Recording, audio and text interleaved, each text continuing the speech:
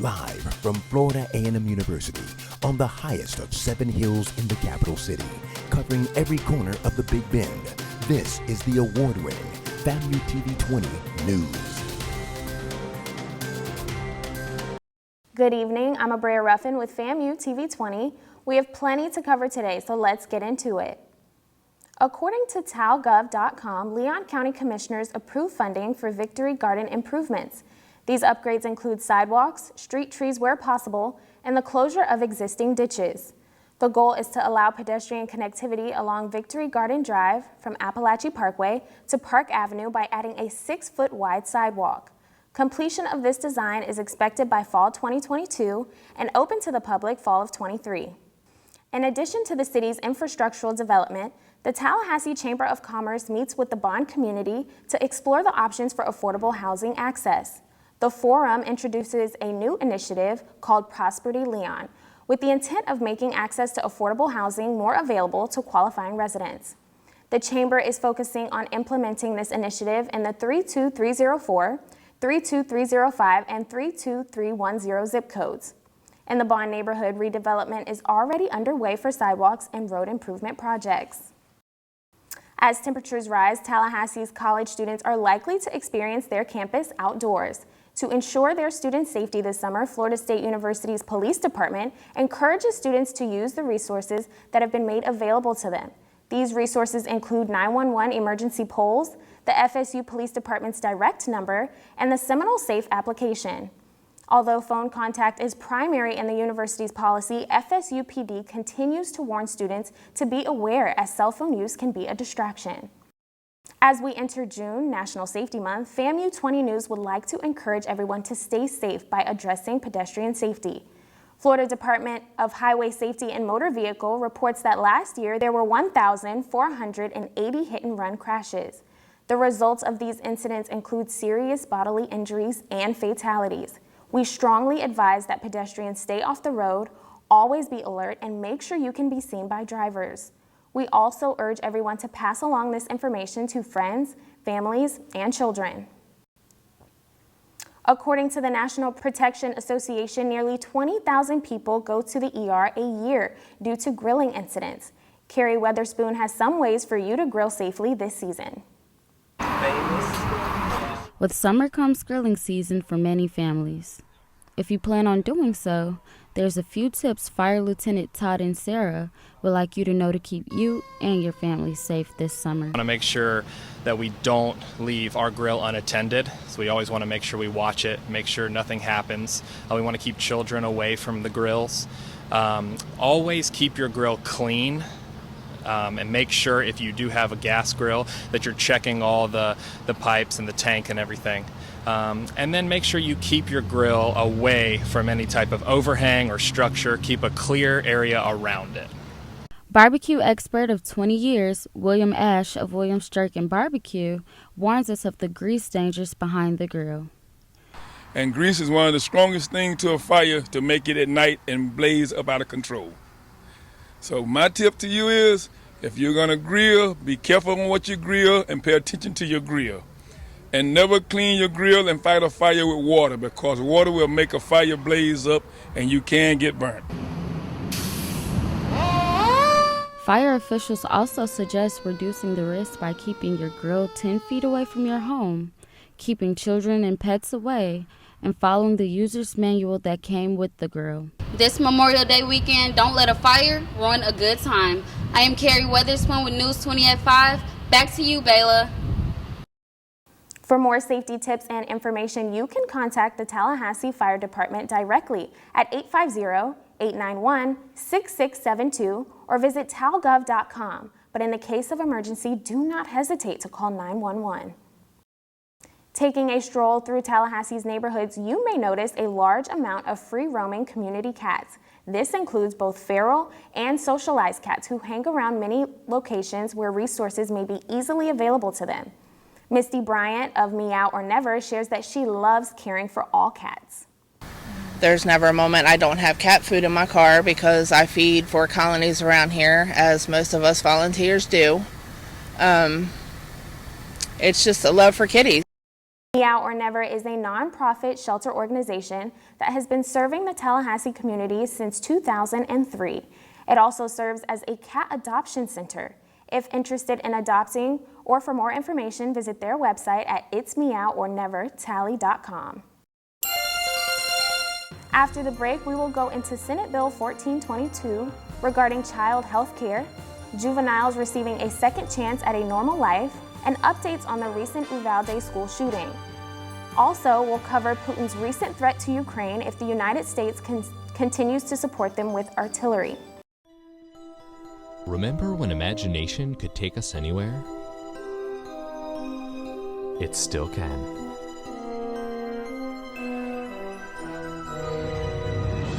Destination Imagination is an extraordinary after-school activity that lets any child experience creativity, teamwork, and problem solving. Parents and teachers, start a Destination Imagination team and let your child begin the journey of a lifetime. Florida A&M University students have explored international cultures while discovering what they can become. From Hong Kong working as a camp counselor to the Dominican Republic for the Study Abroad program, I discovered my passion for international studies. As Miss FAMU, the university has prepared me to represent my institution in the global market. Discover what you can become. Descubrir lo que puede llegar a ser. Yeah, what she said. For more information about our Study Abroad program, visit discoverfamu.com.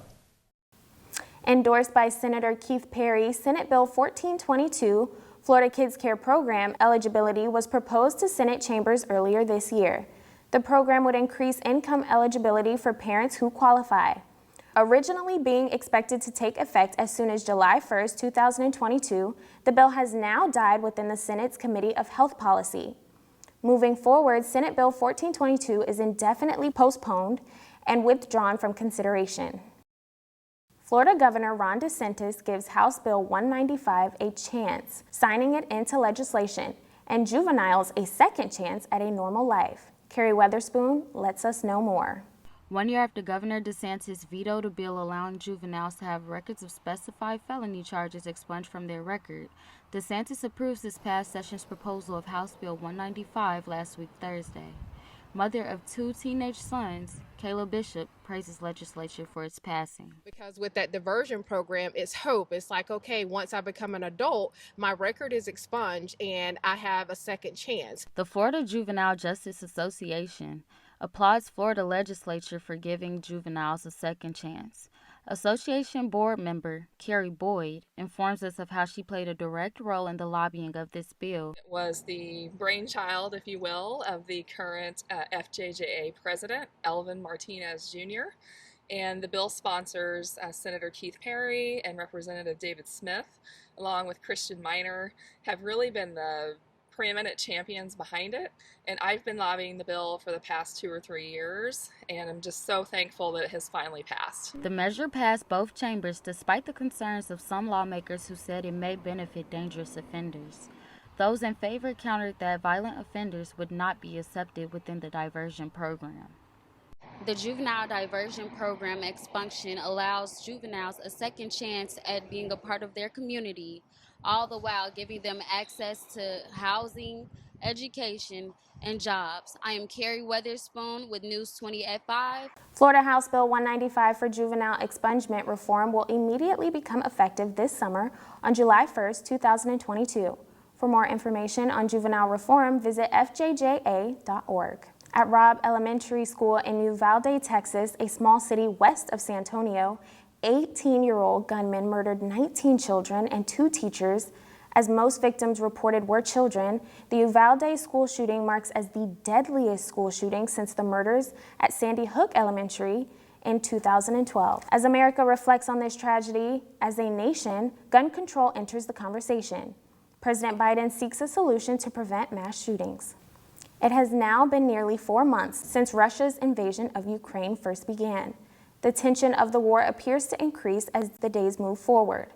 This past weekend, Russian President Vladimir Putin warns that if the United States supplies long-range missiles to Ukraine, he will strike new targets.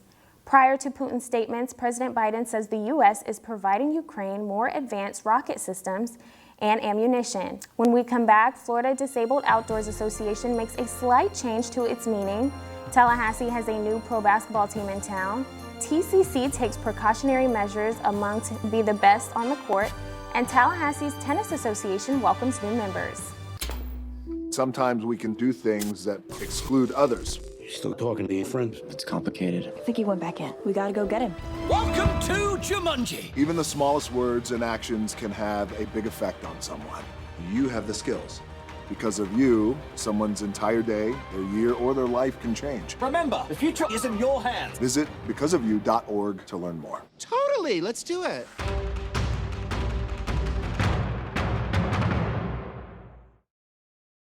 Florida Disabled Outdoors Association has recently changed its official name this year to Sports Ability Alliance. The organization made this shift as they feel it is more reflective of their mission. President of SAA, David Jones, shares why inclusivity is core for their group. Is an outreach effort. Just telling people they can be included in society and in activities is one thing, but reaching out to people who might not participate unless they're encouraged or motivated or given a little bit of assistance is sometimes how we include people with disabilities. Tallahassee welcomes a new professional basketball team in town known as the Tallahassee Southern Kings, premiering fall 2022. Tryouts will begin June 15th. The team competes within the Basketball League, a minor league founded in 2018. According to the team's website, the Southern Kings look forward to supporting the Tallahassee community. After nearly 3 years into the COVID-19 pandemic, Tallahassee Community College's basketball team has incorporated CDC guidelines to prevent spread of the disease. While continuing to be the best they can be on the court, head coach of men's basketball, Zach Septembre, shares the confidence he has within his team. Our guys are focused on trying to be the best version of themselves every single day. We're taking every safety precaution we can. It's been a little bit different with coaches wearing masks and doing workouts a little bit differently, lots more cleaning. But proud of our guys and their approach in terms of just coming in, working very hard consistently, even though we're still 90+ days away from our first official game. Looking forward to preseason, TCC's Eagles has a lot to prepare for as they compete in Division I of the National Junior College Athletic Association. This past season, Eagles with a record of 21-10. Tallahassee's Tennis Association welcomes all ages to join and learn the many fundamentals of the sport. Future Tallahassee tennis superstar is ready to introduce herself to her community at the young age of 14. My name's Lillian Zhang, and my age is 14 years. I'm going to turn 15 in 1 month. Really? Yeah. You are so good. Do you practice every day here? Almost every day. Monday through Thursday. Tallahassee's Tennis Association, with the goal of helping you and the city's tennis playing community, has rates as low as $11 for membership. For more information, do not hesitate to visit ttatennis.org.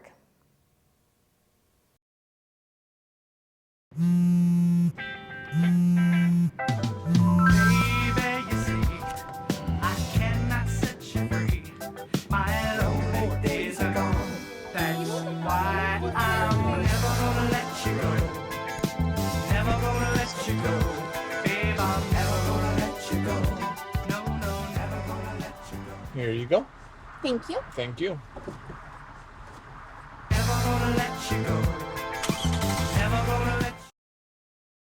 The Judy Field Memorial Foundation is right around the corner with the sole purpose of raising awareness for pancreatic cancer. This event is fun-filled with games, music, a variety of food in support of a good cause. Organized in 2003, this festival is still going strong. Attendees of the festival are in full support of the organization's purpose as well as the event, due to many of them having loved ones who either has or had not only pancreatic cancer, but any terminal illness. The Riley House Museum, home of the late John G. Riley Gilmore, a well-known community leader and a prominent member of NAACP, the Riley House is now dedicated to those that have dedicated their lives to the city of Tallahassee. His home has turned into a museum where visitors are able to get a grasp of the way he lived. The goal of the museum is to educate all people about the African American culture and history as well as contributions. You can visit the local museum from 10 to 2 in the afternoon by appointment only. And that wraps up news for us today. Thank you for joining us here at FAMU News 20 at 5. See you tomorrow for more you need to know. Also, remember to follow us at FAMUTVnews.com and on social media for more news updates. Have a good evening.